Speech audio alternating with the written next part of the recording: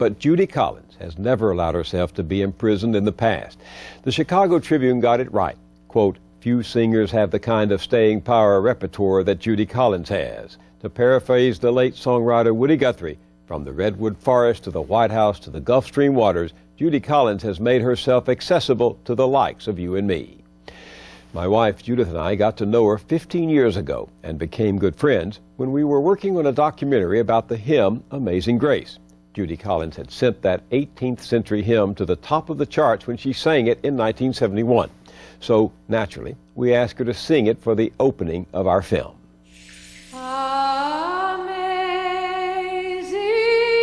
grace, how sweet the sound that saved a wretch like me. I once was lost, but now I'm found. Was blind, but now I see.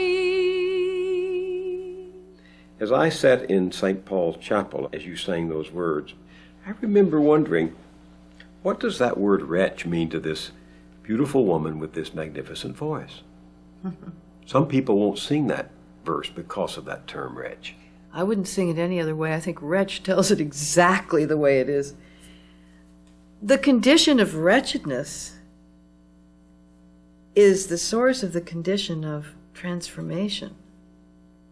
I mean, look at all the stories in the Bible. Look at all the stories of, being at the end of the road and with no alternatives and no options. And suddenly, from somewhere, like John Newton, who wrote that song, Amazing Grace, that inspiration for, instead of death, destruction, disaster, and devastation, you're in the clouds singing hymns of glory. And he had been a slave trader. He'd been a bad boy, responsible for the lives of the slaves on his ship, and when the ship crashed and he lived, he then became an abolitionist and wrote hymns for the rest of his life. I mean, he was having a good day on the other side of that shipwreck. So this is a story about a revolution in a human life. Yes. And that's what you believe in, isn't it? I totally believe in it. Raised in a place where the vision of salvation is ever present, and the knowledge that when the daylight comes, you've always got another chance. I think that's embedded. It's ingrained in my life, and in many, many people's lives. So that what comes, what sweeps you along, the sadness you feel, the depression you may feel, you are also, what happens to you, you may not have too much to say about. What you do about it, you have a lot to say about. Judy Collins has always had a lot to say, and for most of her life, she said it through music. She started piano lessons at the age of 4, and by 13 was an accomplished classical pianist.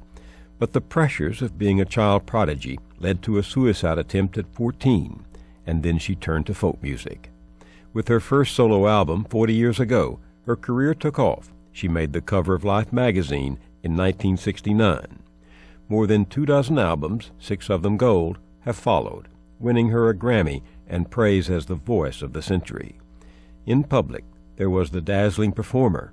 In private, there was the battle with drugs and alcohol, TB, hepatitis, and divorce. But there was always that voice and songs she made her own.